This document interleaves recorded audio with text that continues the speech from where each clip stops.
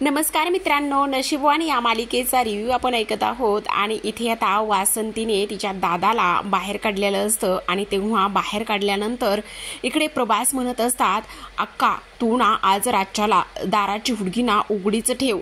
दाराची कुंडी उघडी ठेवलीस ना तर त्या हुडगीला मी शोधून आणतोच बघ. तेव्हा ती म्हणते, पण नक्की सापडेल ना ती? अगं का नाही सापडणार, शोधलं तर काही सापडेल.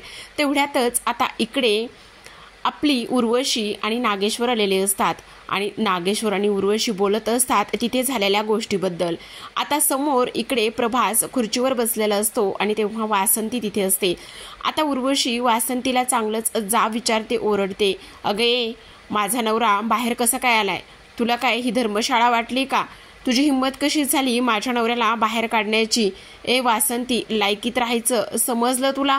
असं म्हणूनच ती म्हणते, नाही नाही माझं ऐकून तरी घ्या. काय ऐकून घ्यायचंय? अगं माझ्या नवऱ्याच्या पुढे पुढे करण्यापेक्षा तुझ्या नवऱ्याकडे लक्ष दे. त्याच्या हाताला लागलंय त्याकडे लक्ष दे जरा.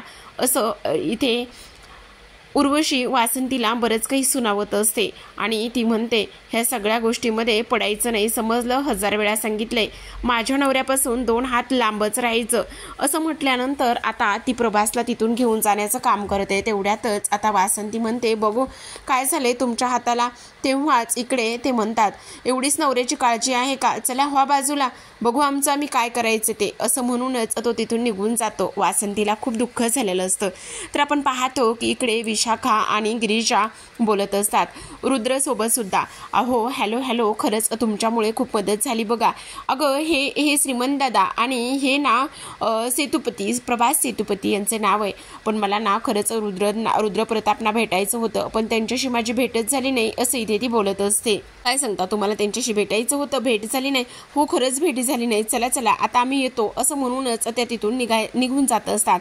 इकडे मात्र हे सगळं काय आहे तेव्हाच आता इकडे तो म्हणत असतो, खरं सांगू का, इथे खूपच मोठा गैरसमज झालेला आहे आणि खूप मोठा गैरसमज झालेला असल्या कारणाने इथे आता ह्या सगळ्या गोष्टी अशा झाल्यात बघ. म्हणजे तुला एक गोष्ट सांगू का, खरं तर त्या दिवशी इथे मेडिकलमध्ये आम्ही गेलो होतो आणि मेडिकलमध्ये गेल्यानंतर ह्या सगळ्या गोष्टी अशा झालेल्या आहेत. आणि तुला काय सांगू, अरे पण हे सगळं. तेव्हाच तिला ना माझं नाव इथे असं वाटतंय की मी कोण आहे, तर मी इथे ना प्रभास आहे, प्रभास. आणि असू देत ना, गैरसमज झालाय. आता आपण इकडे गिरीजा आणि विशाखाकडे बोलूयात. ह्या दोघी जणी इथे बोलत असतात आणि ह्या दोघींसोबत बोलत असताना आपण इकडे पाहतो की आता जो काही विशाखा आहे ती म्हणत असते, मला एक गोष्ट सांग, त्या दिवशी तुला काय होत होतं? म्हणजे तुला नेहमीच घुंगराचा आवाज ऐकला की तुला त्रासच होतो का आणि कशामुळे तुला त्रास होतोय मला काही तू सांगणार आहेस का? आता इकडे आपण पाहतो की तिथे ती म्हणत असते, तुला सांगू का, खरंच मला ना त्या सगळ्या गोष्टी इथे पाहिल्या ऐकल्या की खूपच त्रास होतो. मला कळत नाही हे सगळं कशामुळे होतंय, काय होतंय. तर तेव्हाच इकडे ती म्हणते, अगं तुला साधं चहाच्या ह्याच्यावरती गेलं तरी सुद्धा त्रासच होतो. पण मला एक गोष्ट सांग, तो प्रभास सेतुपती खूपच कमाल आहे, हो की नाही? तू जरा थोडासा विचार करायला हवंस त्या सगळ्या गोष्टीचा. अगे तुला काय वेळ लागलंय का? जरा गप्प बस आणि जरा शांत बसणार आहेस का? असं काही नाहीये बघ. आणि तुला जर विचार करायचा असलेस तर तू नक्कीच विचार करू शकतेस त्या सगळ्या गोष्टीचा. असं इथे आता ती तिला बोलत असते. तर आपण पाहतो की आता इकडे नागेश्वर समोर गुरुजी आलेले असतात आणि नागेश्वर समोर गुरुजी आल्यानंतर ते आता गुरुजी इकडे बऱ्याच काही गोष्टी नागेश्वरला सांगण्याचं काम करतात. काय आहे काय गुरुजी? हे बघा, ह्यामध्ये पाणी आहे, हे मंतरलेलं पाणी आहे आणि आज सूर्यास्ताच्या अगोदर हे मंतरलेलं पाणी गढूळ झालं तर असं समजा की तुमची धोक्याची घंटा जवळ आली.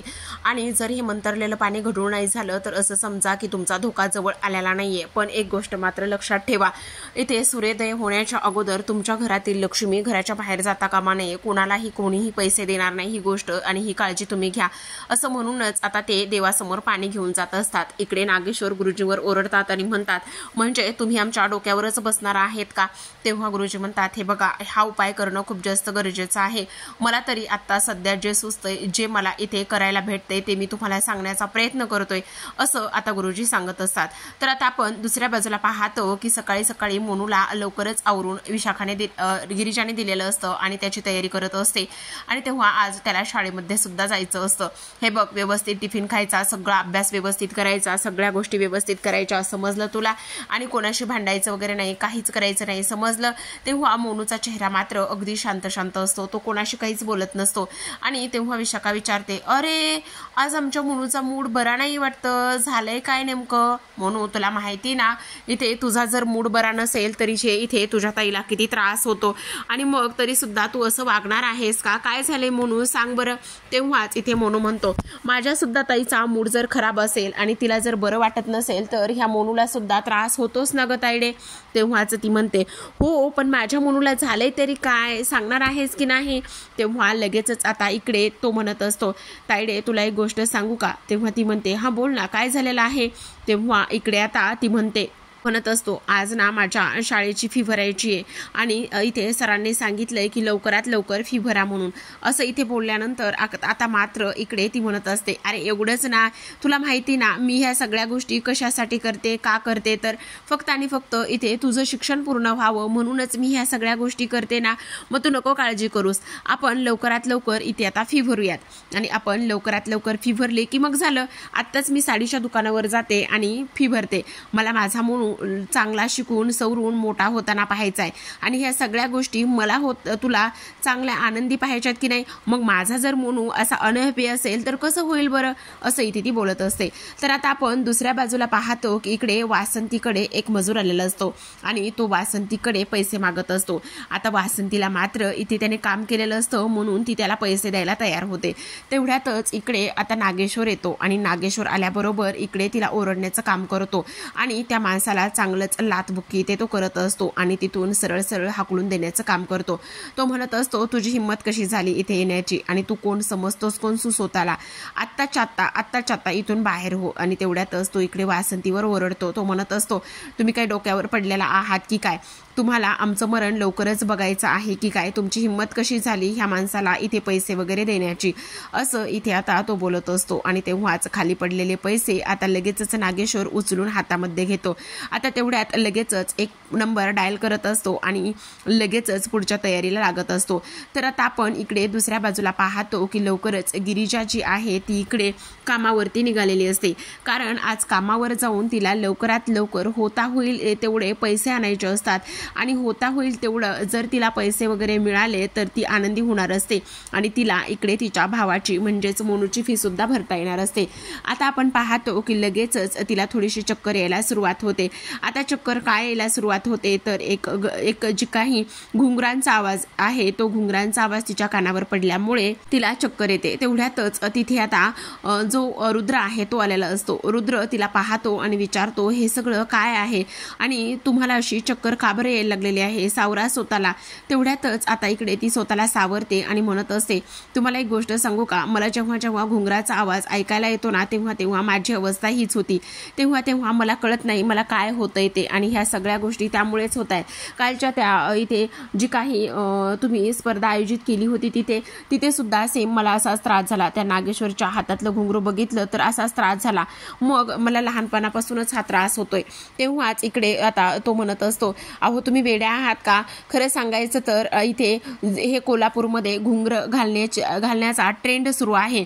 म्हणजे घुंगर कोणीही घातलं तरी सुद्धा इथे तुम्हाला त्रास होतोय. पण हा ना एक ट्रेंड सुरू आहे कोल्हापुरामध्ये, तुम्हाला पाहायचंय का? बघा आता तुम्हाला इथे प्रत्येकाच्या हातामध्ये घुंगरू दिसेल आणि घुंगरू इथे प्रत्येकाच्या हातामध्ये असल्या कारणाने तुम्हाला हा मुळातच लहानपणापासून त्रास आहे ना आणि लहानपणाची अशी काहीतरी आठवण असेल त्यामुळे ह्या सगळ्या गोष्टी होत असेल असं इथे तो बोलत असतो. तेव्हाच आता गिरिजा म्हणते, नाही माहिती पण बहुतेक कदाचित त्याच्यामुळेच हे सगळं होत असेल असा सुद्धा इथे ती बोलत असते.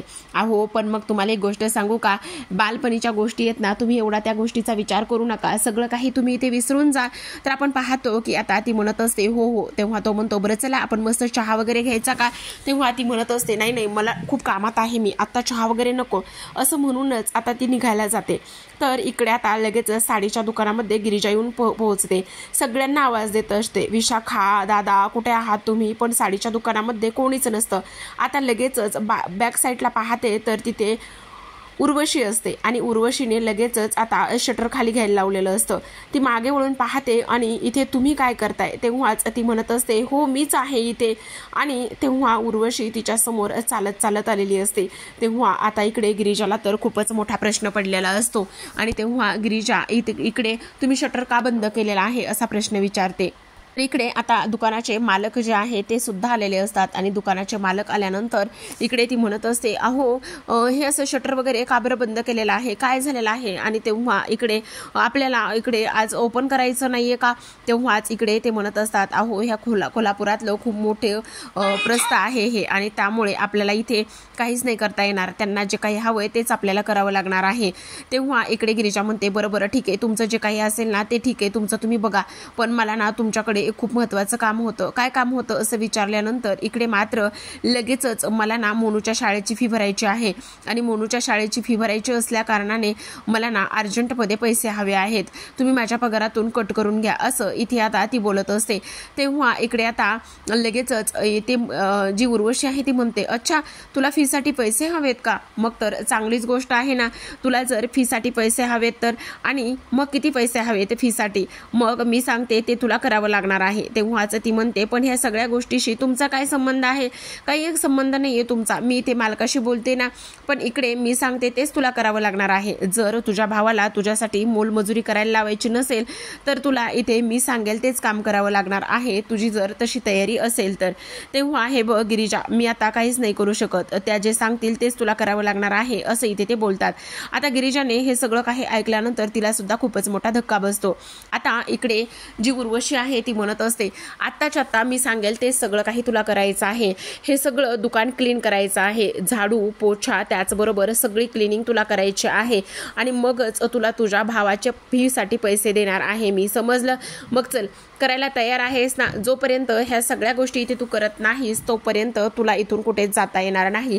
बघ का तुझ्यासारखीच मोलमजुरी सुद्धा तुझ्या भावाला तुला करायला लावायची आहे, जर तुझ्यासारखीच मोलमजुरी तुझ्या भावाला करायला लावायची नसेल तर तू हे सगळं करू शकतेस, असं म्हटल्यानंतर आता इकडे तिच्याकडे कुठलाच पर्याय शिल्लक राहत नसतो. आणि तेव्हा उर्वशी मात्र तिथून मॅनेजरला बाहेर जायला सांगत असते.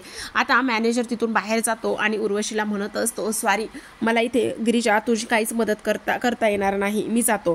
तेव्हा आता इकडे गिरिजा म्हणत असते, मला माझ्या भावाला शिक्षण द्यायचंय आणि मला त्याला शिक्षण द्यायचं असल्या कारणाने मी काहीही करायला तयार आहे, काही जरी झालं तरी सुद्धा मोनू तुझ्या शिक्षणासाठी मला जर हे करावं लागलं तरी सुद्धा मी ते सुद्धा करणार आहे, तू नको काळजी करूस, असं म्हणूनच आता गिरिजा इकडे सगळं काही करायला तयार होते. पोछा मारत असते, त्याचबरोबर इथे दुकानामध्ये सगळ्या काचा वगैरे हे सगळं काही पुसत असते. गिरिजा मुद्दामूनच तिच्याकडे पाहत असते. तर आपण इकडे दुसऱ्या बाजूला पाहतो की आता रुद्र हा गिरिजाच्या घरापर्यंत येऊन पोहोचलेला असतो आणि तो म्हणत असतो, काय करू, जाऊ का गिरिजाच्या घरी? असेल का गिरिजा घरी?